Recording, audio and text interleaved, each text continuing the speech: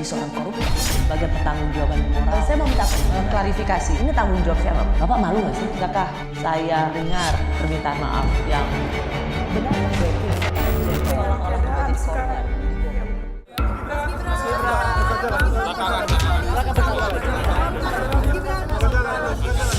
Sekali lagi saya ucapkan terima kasih kepada keluarga besar Golkar. Saya sangat mengapresiasi hasil Rapimnas. Untuk selanjutnya akan kami koordinasikan, akan kami tindak lanjuti bersama dengan Pak Prabowo.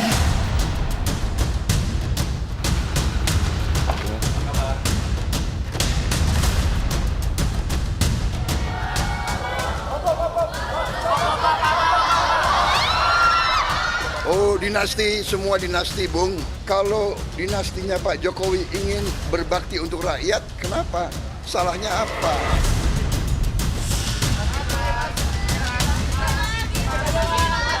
Doakan lancar ya. Makasih. Capres dan Cawapres 2024 Prabowo Gibran.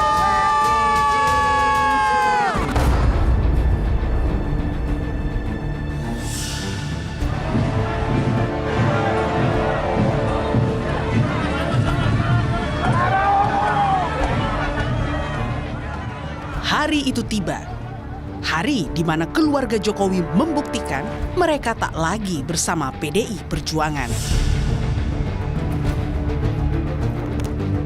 Majunya Prabowo Subianto bersama Gibran membuktikan keluarga Jokowi kini sudah menjadi penantang barisan partai yang dinahkodai Megawati Soekarno Putri. Calon Presiden Pak Prabowo, tenang saja Pak Prabowo. Tenang saja Pak. Saya sudah ada di sini.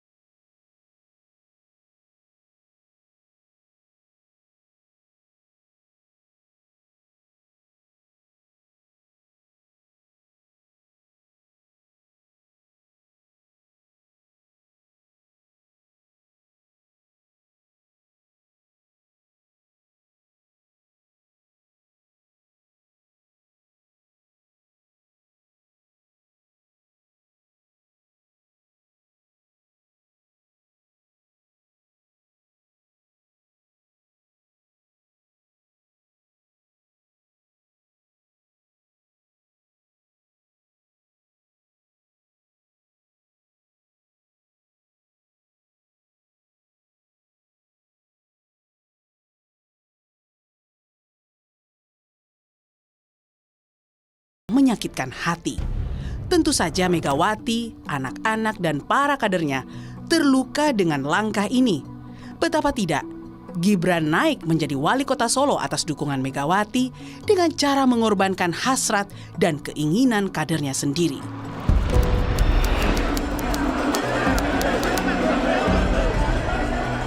Sebelum Gibran dan Bobi, dukungan penuh PDI Perjuangan pada mantan wali kota Solo ini tak main-main. Pilkada DKI Jakarta tahun 2012 silam menjadi saksi. Seorang Jokowi sukses menaklukkan lawannya Fauzi Bowo yang merupakan petahana gubernur DKI kala itu.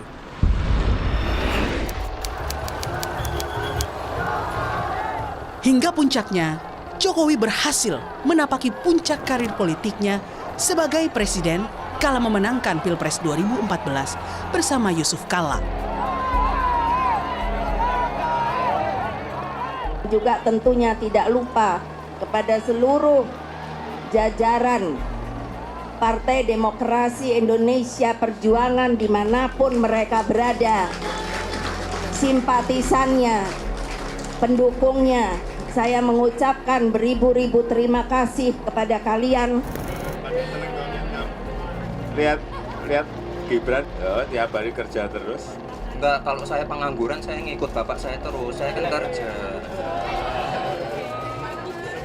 Nggak, kalian ke Solo, kalian lihat aktivitas saya kayak apa.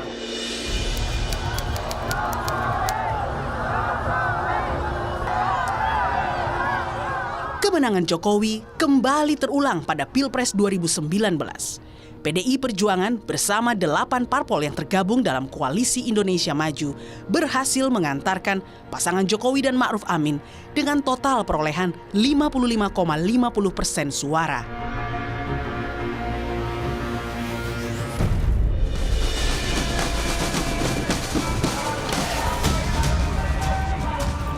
Kini, keadaan berubah 180 derajat. Megawati dan PDI Perjuangan harus menghadapi kenyataan. Jokowi dan keluarganya sudah meninggalkan keluarga lamanya dan menjadi penantang Ganjar Pranowo Mahfud MD.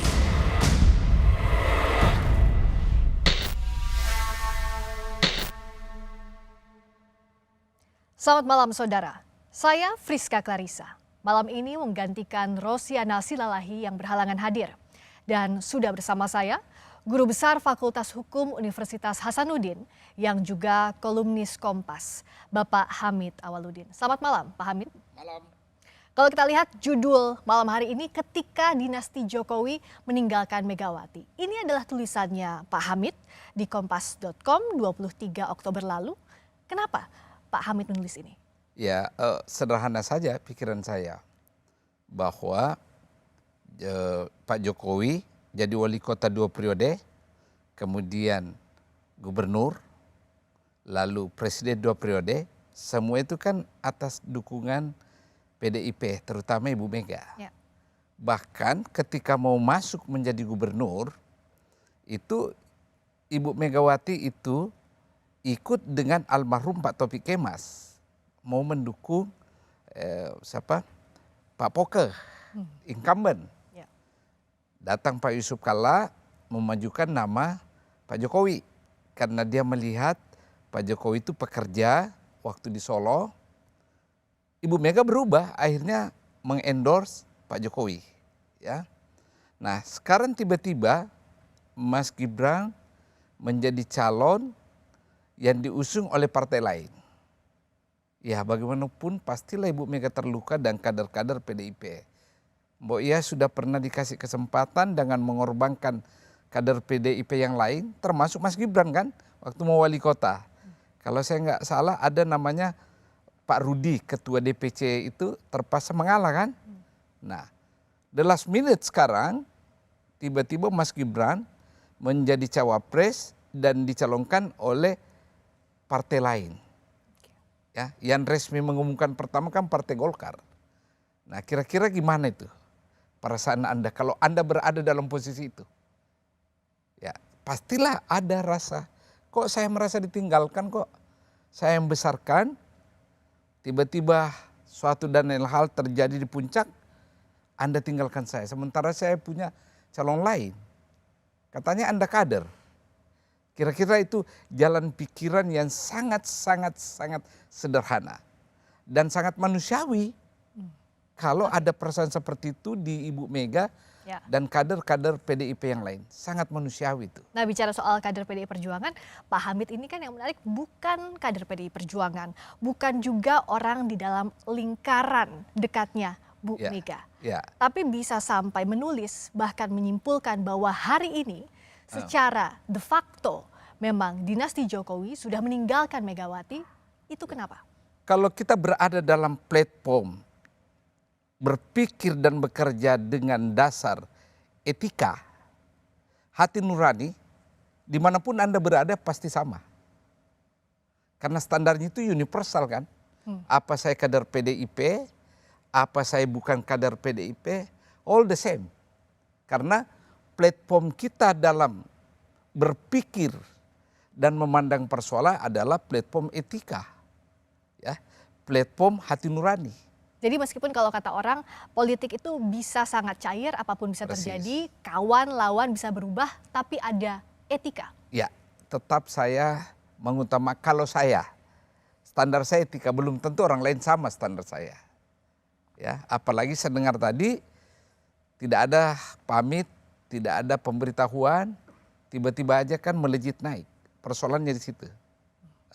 Bicara soal etika, hati nurani, dan dinasti Jokowi, kita akan lihatkan dulu bagaimana penyebutan dinasti Jokowi. Kalau kita lihat ada 2 pernyataan Presiden Jokowi dalam rentang waktu yang berbeda soal Gibran jadi cawapres. Kita dengarkan dulu. Itu aja juga didengerin. Soal ada 2 WNI yang disandra di Myanmar. Pertama umur, yang kedua baru 2 tahun aja. Jadi wali kota. Yang logis saja lah. Ya orang tua itu hanya tugasnya mendoakan dan merestui. Keputusan semuanya karena Bapak setuju nggak, Pak? Karena sudah dewasa. Jadi jangan terlalu mencampuri urusan yang sudah diputuskan oleh anak-anak kita. Awalnya bilang tidak logis, tapi 5 bulan kemudian bilang mendoakan dan merestui. Apa yang Pak Hamid lihat dari perubahan sikap dan pernyataan Pak Jokowi? Satu kata. Apa itu? Ketidakkonsistenan. It's very powerful word. Tapi bermakna banyak itu. Ketidakkonsistenan. Ketidakkonsistenan itu bisa kita bawa ke dalam standar moral, bisa kita bawa ke standar etik, bisa kita bawa ke standar hukum. Dengan satu kata, ketidakkonsistenan. Kecuali, ataukah andaikan Pak Jokowi menjelaskan ke publik, mengapa tidak terjadi ketidakkonsistenan ini? Ada apa? Apakah ada situasi yang benar-benar, let's say, force major? Kalau di istilah hukum kan, ini kan tidak ada force major. Yang bisa memberi alasan Anda tidak konsisten. Bicara soal situasi, Pak Hamid, tadi pernyataan Pak Jokowi itu 22 Oktober. Kalau kita lihat sekuensnya itu setelah putusan MK 16 Oktober. Pak Hamid melihat ada kaitannya 2 hal ini? Pasti ada.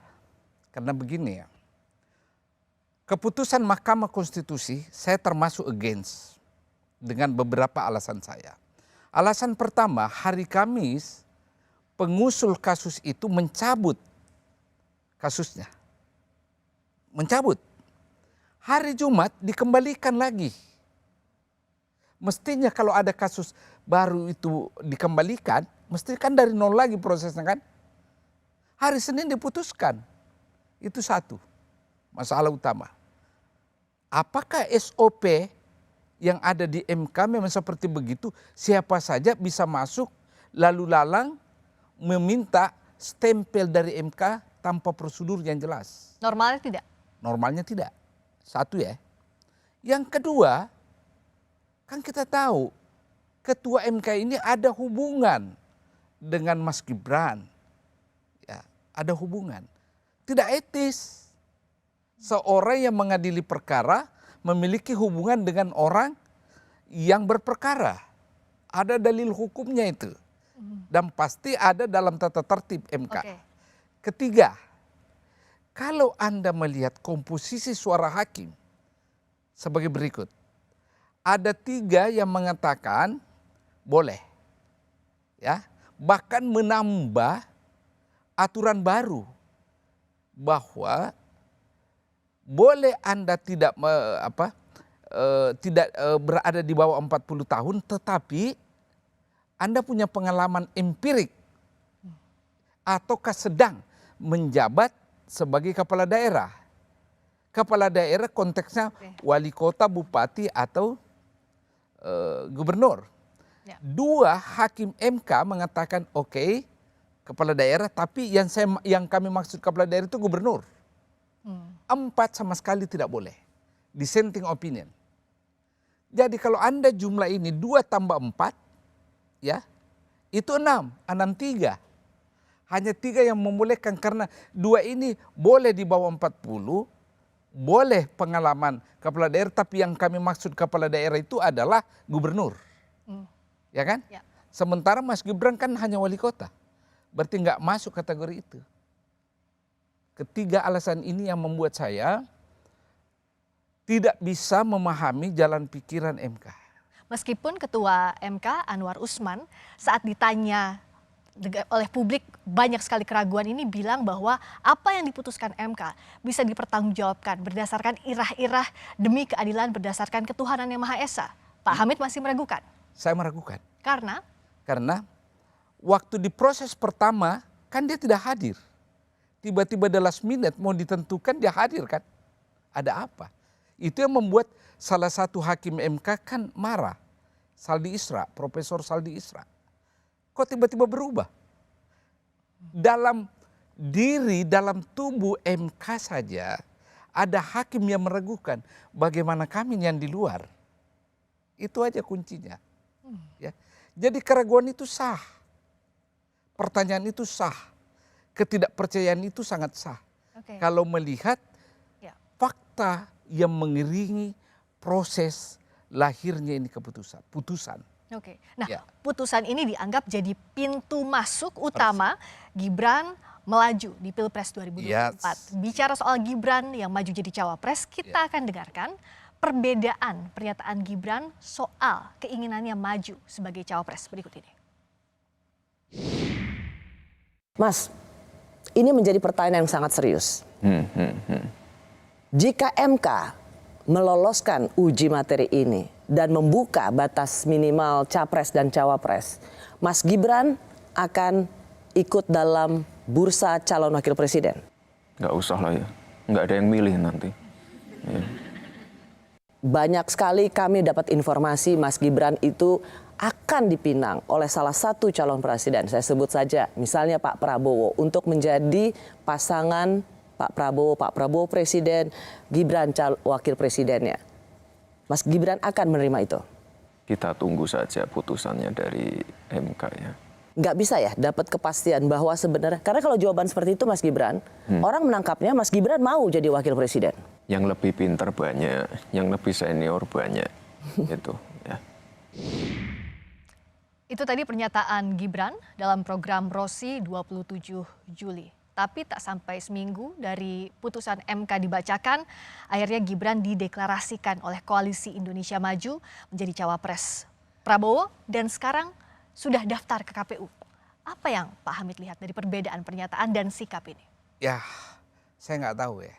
Barangkali itu yang namanya political behavior. Ya, perilaku politik. Ya. Dalam waktu rentang yang sedikit ini orang bisa berubah ya. Ataukah memang ketika diucapkan itu hanyalah refleksi dari kepura-puraan untuk tidak mau. Bisa jadi. Ataukah refleksi dari kondisi yang tidak yakin ketika itu bahwa dia tidak diloloskan oleh MK. Bisa jadi. Ya. Banyak kemungkinan yang terjadi. Tapi ya, dengan rentang waktu yang begitu sederhana kan orang akan tertawa. Beda kalau rentang waktunya panjang. Orang bisa mengatakan karena ada kondisionalitas yang membawa perubahan yang begitu besar sehingga you change your mind. Anda berubah pikiran. Ini kan tidak ada juga kan. Dan tidak ada penjelasan mengapa perubahan sikap itu terjadi. Di situ masalahnya. Bicara soal refleksi hari ini, apa yang terjadi di momen jelang pemilu ini, Pak Hamid, mantan Wakil Presiden Yusuf Kala menyebut pemilu kali ini adalah pemilu sayang anak dan politik penjara. Apa sebenarnya maksud dari ucapan Pak JK ini? Mengusulkan dan mendukung Mas Gibran Rakabuming Raka untuk kita pasangkan dengan Pak Prabowo sebagai bakal calon presiden Republik Indonesia. Apakah setuju? Pak Prabowo? Semua setuju. Kembali bersama saya Friska Clarissa yang menggantikan Rosiana Silalahi karena berhalangan hadir. Dan masih bersama saya mantan Menteri Hukum dan HAM yang juga kolumnis Kompas, Bapak Hamid Awaludin. Pak Hamid, tadi kita lihat pernyataan Pak Erlangga Hartarto, Ketua Umum Golkar, di depan Rapimnas Golkar. Yang menarik, keputusan Rapimnas Golkar Sabtu lalu itu mengubah hasil Munas dan Rapimnas Golkar yang menyebutkan bahwa Pak Erlangga Hartarto lah yang akan dimajukan Golkar sebagai capres atau cawapres. Ya. Tapi dengan keputusan yang berubah ini, apa yang Pak Hamid lihat? Pertama, ada sesuatu yang terjadi pada diri Ketua Golkar. Itu dulu asumsi. Kok bisa tiba-tiba U-turn 360 derajat? Hasil Rapimnas bisa diubah dengan Rapimnas, beliau tidak maju sebagai calon presiden dan wakil presiden dan mendukung orang lain. Ada apa sesungguhnya ini? Berarti ada tekanan yang bisa terjadi kepada Ketua Golkar atau kepada Partai Golkar sendiri. Apa bedanya ada tekanan dengan ada kesepakatan baru? Dua hal yang berbeda. Dari mana kita bisa lihat? Kesepakatan itu harus dengan mutual keinginan. Tidak ada unsur pemaksaan selain keinginan bersama untuk mencapai tujuan yang bersama. Dengan adanya perubahannya U-turn 360 derajat, saya suspek ada sesuatu. Ingat ya, kita flashback dulu nih. 2 tahun yang lalu ada mobilisasi massa melalui kepala desa. Ya kan? Deklarasi sikap kebulatan tekad periode baru. 3 periode. Semua partai politik besar menolak, termasuk Golkar. And you know why? Karena Ketua Golkar mau menjadi calon presiden dan wapres. Ingat itu. Kedua, gagal itu amandemen konstitusi. Ada lagi keinginan memperpanjang 3 tahun kan? Ya. Bukan 3 periode. Karena COVID. Lagi-lagi partai besar, termasuk Partai Golkar, tidak mengendorse ide itu. Kenapa? Loh, kami kan siap ini jadi ketua, jadi calon presiden atau wakil presiden. Apa yang ingin Pak Hamid sampaikan? Yang ingin saya sampaikan, perubahan yang terjadi pada sikap Golkar dalam konteks ini, pasti ada pemaksaan. Saya nggak tahu yang paksa. Dan yang maksa itu kalau kita lihat pasti kekuasaan kan. Karena ini partai besar, bukan partai ece-ece. Partai besar, partai nomor 2 perolehan suaranya. Nah, bicara soal siapa yang memaksa, siapa yang dipaksa, ada pernyataan mantan Wapres Yusuf Kala, Wakil Presiden ke-10 dan ke-12, yang menyinggung soal bahayanya politik penjara serta pemilu sayang anak yang bikin rumit. Saya kutip ucapan Pak JK dari podcast Info A1 Kumparan. Kan semua yang berperan itu anak daripada Presiden, Ibu Mega. Mula-mula usulkan Puan, tapi saya apresiasi Bu Mega. Begitu dia tahu sulit, ia ubah. Pak SBY dorong juga. Pantas saja kita sayang anak kan, Pak Jokowi juga anaknya maju. Ini pemilu sayang anak. Cuma sayangnya presiden cuma 1, jadi sulit rebutan. Ada sekarang politik ancaman yang ujungnya penjara, hukum dijadikan alat untuk kemenangan. Pak Hamid kan juga orang dekatnya Pak JK. Apa yang disampaikan Pak JK ini untuk menggambarkan situasi, kondisi politik saat ini kah? Ya sangat sederhana memahaminya kan. Itu tadi. Kok tiba-tiba U-turn 360 derajat Golkar? Berarti ada sesuatu kan yang terjadi. Lalu kita pun berandai-andai.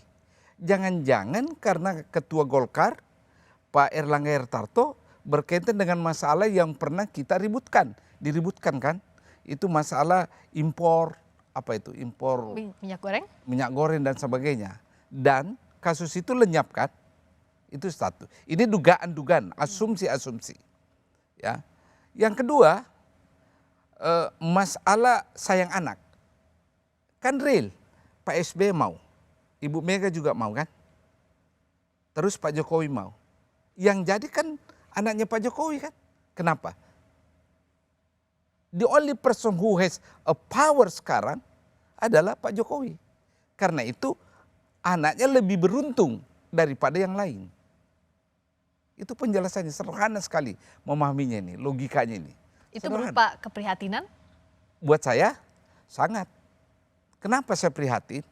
Begini, dalam proses dalam demokrasi itu adalah peluang, ibaratnya pintu masuk bagi siapapun. Tapi kalau ada orang yang mendapatkan privilege, berarti ada orang yang terhambat kan? Konteks itulah saya prihatin, menghambat orang lain.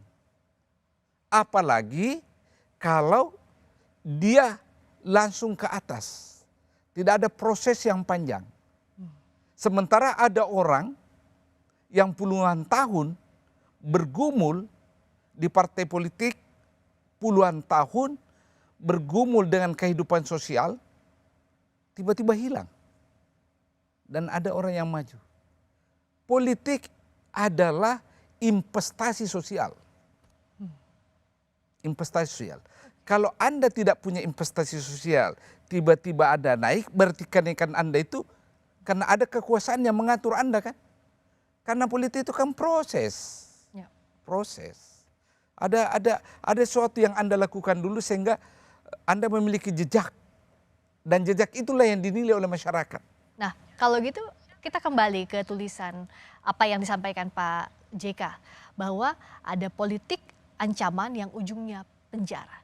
Siapa yang mengancam, siapa yang diancam? Ya, begini, saya dengar juga, dulu kan 3 calon ini, ya masing-masing mengiming-imingi siapa? Parawangsa. Hovifah Indar Parawansa, Gubernur Jawa Timur. Ya. Pak Anies, Pak Prabowo, dan Pak Ganjar masing-masing. Samar-samar saya dengar, sayup-sayup saya dengar, Ibu Hovifah tidak bersedia. Karena katanya, quote and quote, itu ada keinginan dari atas yang tidak menghendaki beliau maju. Nah tentu Anda tanya saya, keinginan siapa? Kalau beliau ini adalah gubernur, ya, berarti orang yang lebih atas daripada gubernur kan? Kita tidak tahu apakah itu menteri, apakah itu bosnya menteri. Wallahu a'lam bishawab. Ilmu alam susah saya jawab. Ya. Yang pasti semua ini akan terjawab ketika rejim Pak Jokowi sudah berhenti nanti. Semua yang kita diskusikan secara tersamar, semua yang kita diskusikan ini dengan bahasa-bahasa samar-samar, itu akan terungkap. Sekarang belum. Karena? Ya, karena orang pertama takut, khawatir ada yang tersinggung. Karena implikasinya boleh banyak ini. Macam-macam. Jadi lebih orang diam, tapi kebenaran itu akan diungkap nanti. Saya kasih contoh. Apa bedanya Pak Harto kan? Ketika berkuasa kan? Anda belum lahir mungkin waktu itu. Saya mau orang tepuk tangan kan? Begitu jatuh, satu persatu munculin cerita-cerita seperti ini kan? Itu yang saya khawatirkan. Jangan sampai itu terjadi. Jangan sampai itu terjadi. Bicara soal yang saat ini juga hangat di publik, Pak Hamid, dituding sedang membangun dinasti politik, Jokowi menyerahkan pada masyarakat untuk menilainya. Sementara Prabowo Subianto menyebut semuanya adalah dinasti politik. Ya. Benarkah politik Indonesia dikuasai dinasti politik? Pak, terkait istilah dinasti politik seperti apa, Pak? Terkait istilah dinasti politik seperti apa? Ya itu kan masyarakat yang menilai,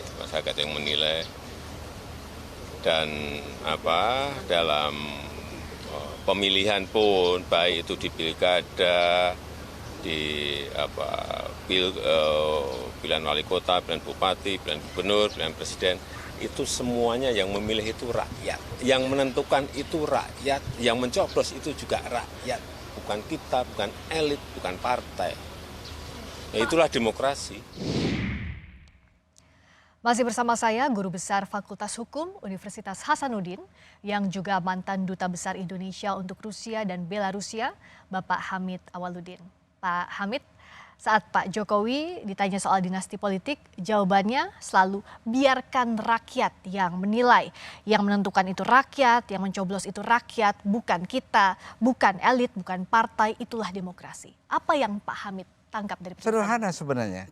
Kita pakai konsep itu dalam level aplikasi. Ya. Apakah rakyat ini memilih Anda? Ya. Sementara Anda tidak dicalonkan oleh elit politik. Harus ada pencalonan terlebih dahulu. Exactly. Ya. Benar. Sebelum dipilih oleh rakyat, ada orang yang ditawarkan ke rakyat. Ya.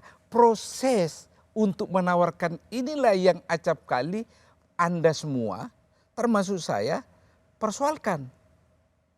apakah kemunculan seseorang ini melalui mekanisme partai politik sesuai dengan konstitusi itu benar atau tidak?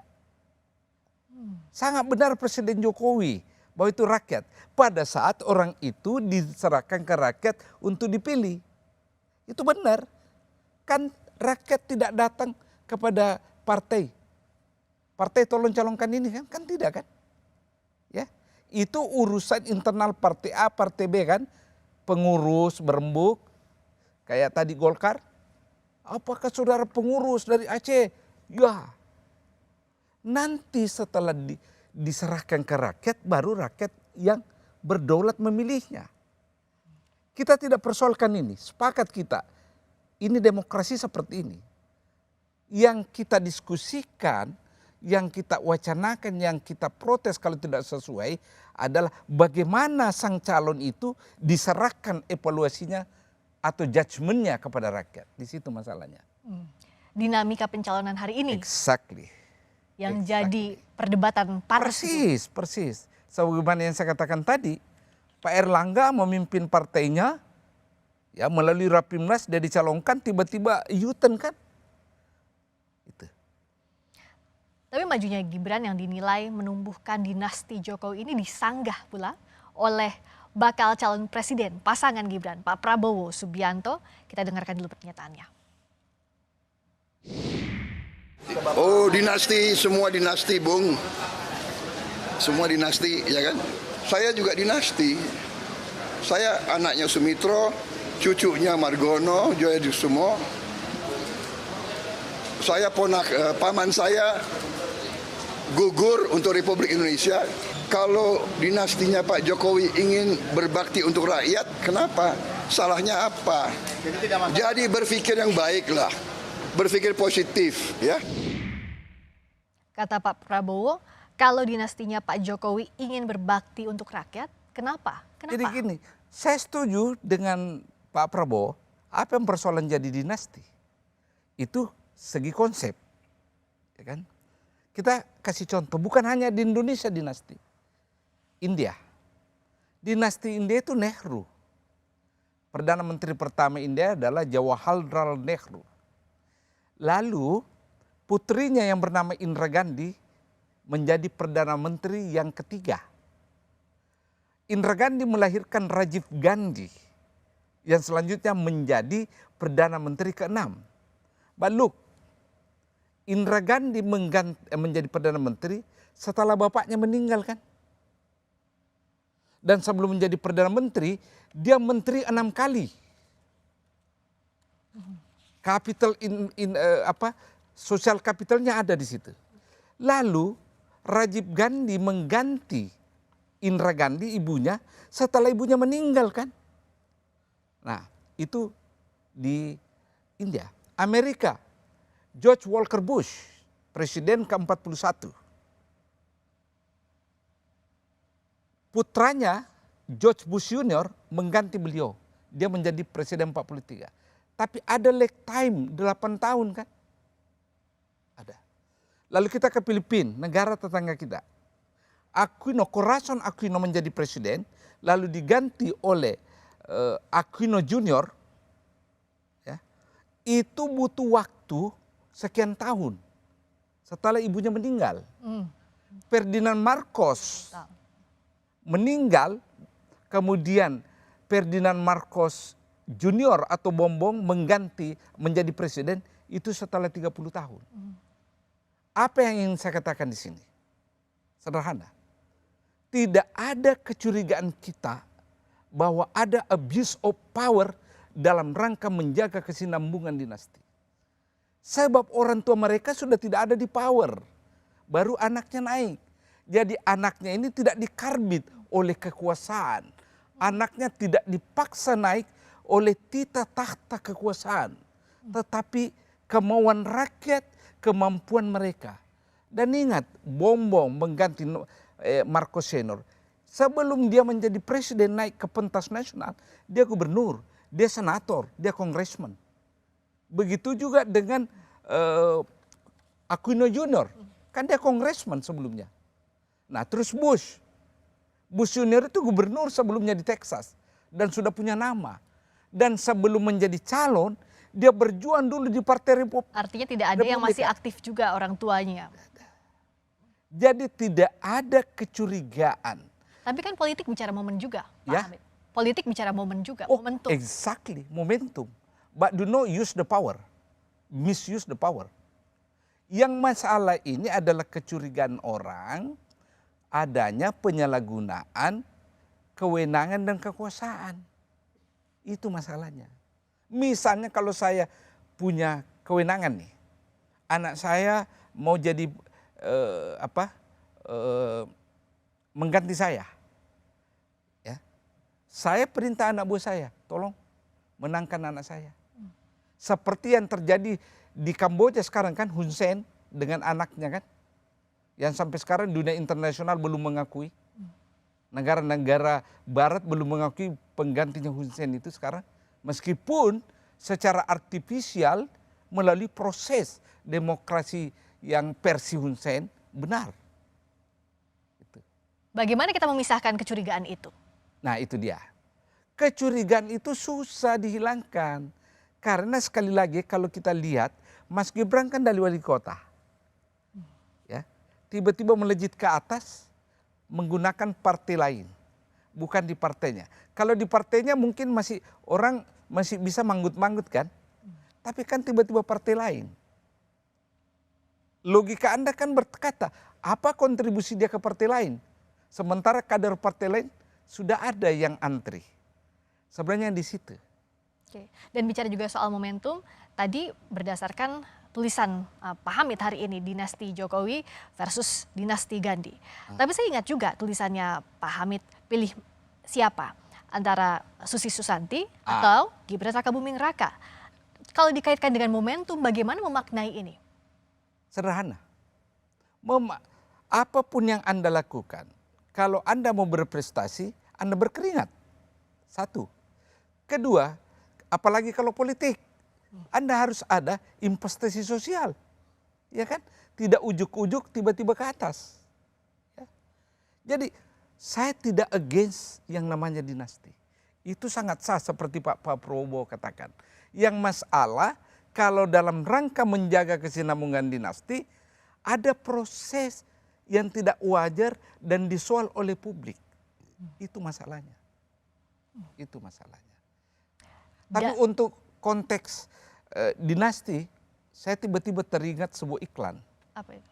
Iklan furniture. Sekali sudah duduk, lupa berdirinya. Nah, itu. Kalau sudah duduk, lupa berdirinya. Itu iklan, saya pernah baca itu iklan. Bagaimana kita memaknai konteks dinasti politik dengan apa yang terjadi hari ini? Dengan berbagai kompleksitas yang terjadi. Ya. Bagaimana juga Pak Hamid melihat pemilu kita? Ya, gini ya. Sekali lagi, kita serahkan ke rakyat lah nanti nih. Rakyat yang memberi final judgment-nya itu ke rakyat. Dan dalam konteks ini Mas Gibran benar. Biarlah warga yang menilai. Toh sudah terjadi nih. Ya, terjadi. Kita mau bikin apa? Sudah terjadi. Biarlah rakyat pada tanggal 14 Februari ini yang menentukan pilihannya. Apakah dia memilih si A, si B, dan si C. Yang pasti rakyat kita ini semakin cerdas. Sudah bisa membedakan mana yang menurut takaran mereka layak memimpin, layak dipilih atau tidak.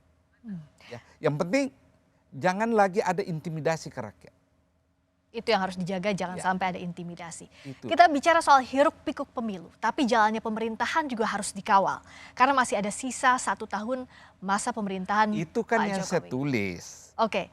Jangan Anda hiruk pikuk, fokus kepada pemilu ini. Ada pekerjaan rumah. Nah, bicara soal pekerjaan rumah, kita akan bahas sesaat lagi. Presiden Jokowi masih menjabat 1 tahun lagi. Lalu bagaimana nasib pemerintahannya ketika sudah pisah jalan dengan PDI Perjuangan?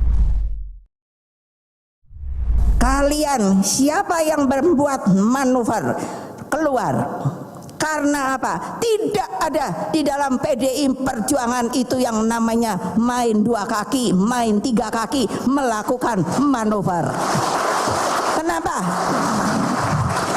Karena saya diberi oleh kalian sebuah hak yang namanya hak prerogatif.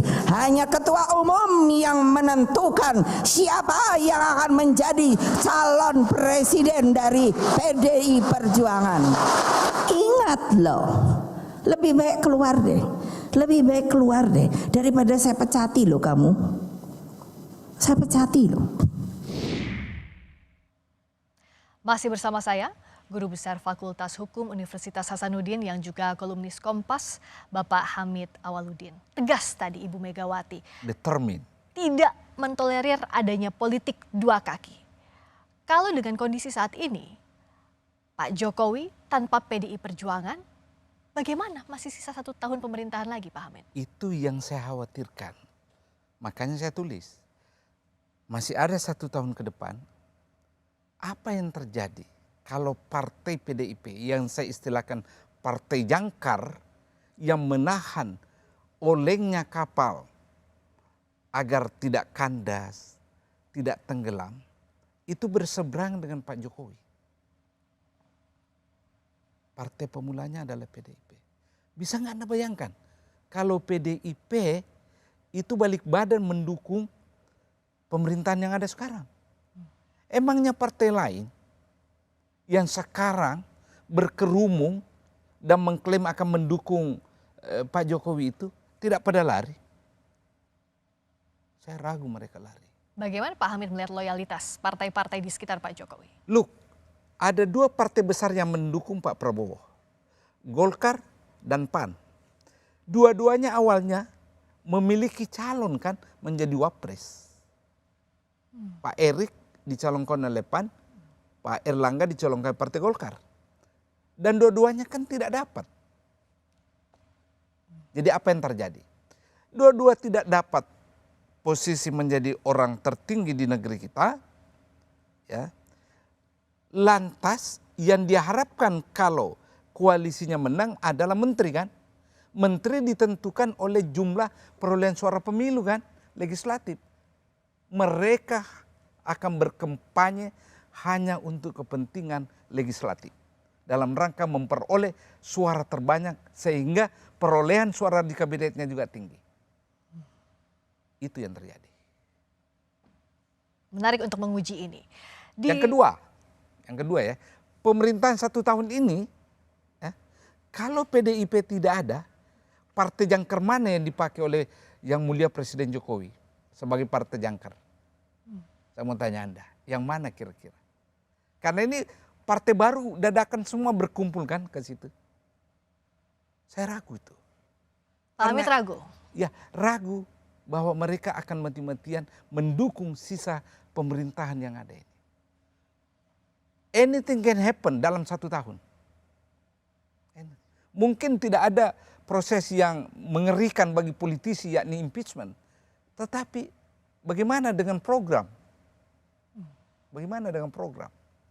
Kan butuh dukungan parlemen. Butuh dukungannya. Kalau Anda lihat komposisi kan, kalau gabung misalnya PDIP pendukungnya Ganjar, gabung dengan partai pendukungnya Anies, itu 56 suara loh, 56%. Oke. Ya. Jadi harus ada upaya rekonsiliasi cepatnya antara dinasti Jokowi dengan Ibu Mega. Harus ada. Demi kalau tidak susah kondusifnya ini. 1 tahun sisa pemerintahan Pak Jokowi. Persis. Kalau tidak payah ini. Payah. Kamu menjalankan program. Okay. Program besar masih banyak loh. IKN. Ya, itu butuh dukungan parlemen. Jangan salah. Ya. Program-program katanya green energy. Itu semua butuh. Oke. Dan sisanya itu 1 tahun lagi, intinya itu harus ada rekonsiliasi segera. Satu yang dijaga adalah program pemerintahan Presiden Jokowi 1 tahun ke depan. Berikutnya juga bicara soal proses demokrasi yang saat ini kita jalani. Ada keraguan yang muncul soal proses pencalonan capres-cawapres. Ada stigma, apakah nanti hasilnya mungkin ada pengaturan atau tidak. Bagaimana untuk menjaga kepercayaan publik terhadap proses demokrasi ini, Pak Hamid? Very simple. sebaiknya pemilu itu diselenggarakan secara luber. Ya, apa itu luber? Saya lupa istilahnya. Langsung, umum, bebas, rahasia, jujur dan adil. Ya, jujur dan adil. Jangan lagi ada isu-isu menggerakkan aparat pemerintah, ya, mendesak kepala desa agar kepala desa memobilisasi rakyat masyarakatnya memilih calon tertentu. Jangan lagi ada kasak kusut, ya, bisik berbisik menggunakan Kapolsek, Kapolres. Ini yang harus dibuktikan oleh rejim yang mulia Bapak Presiden Jokowi, supaya ya pencalonan ini semua bisa dilegitimasi oleh rakyat. Tanpa itu, kalau toh misalnya terpilih, legitimasi leadership itu tidak ada. Di mana wibawa? Tapi kalau dia mampu membuktikan ya bahwa pemilu berjalan jurdil, no problem. Belajar dari kasusnya Ibu Mega. Ketika dia presiden, di akhir masa jabatannya dia menyelenggarakan pemilu yang bersih, ya, semua kan orang mengagumi Ibu Mega. Ya. Tidak ada cerita bisik berbisik setelah berhenti bahwa dia itu mencurangi pemilu. Tidak ada. Begitu juga SBY periode keduanya kan, dia menutup periode keduanya itu dengan sangat elegan, tidak bermain-main dengan penyelenggaraan pemilu. Jangan bermain-main dengan penyelenggaraan pemilu, dan itu tugasnya negara dan seluruh elemen penyelenggara pemilu. Ya, jangan sampai Anda terpilih nanti. Kalau Anda terpilih dengan proses pemilu yang baik, Anda akan mendapatkan legitimasi leadership yang baik. Jangan sampai terpilih tapi tidak punya legitimasi. Ya. Itu yang harus diantisipasi. Itu persoalan besar itu. Terima kasih banyak Pak Hamid Awaludin Makasih. telah berbagi di program Rosi. Saya Friska Clarissa mewakili Rosiana Silalahi. Terima kasih sudah menyaksikan Rosi. Tetaplah di Kompas TV, independen, terpercaya. Selamat malam. Pak Hamid.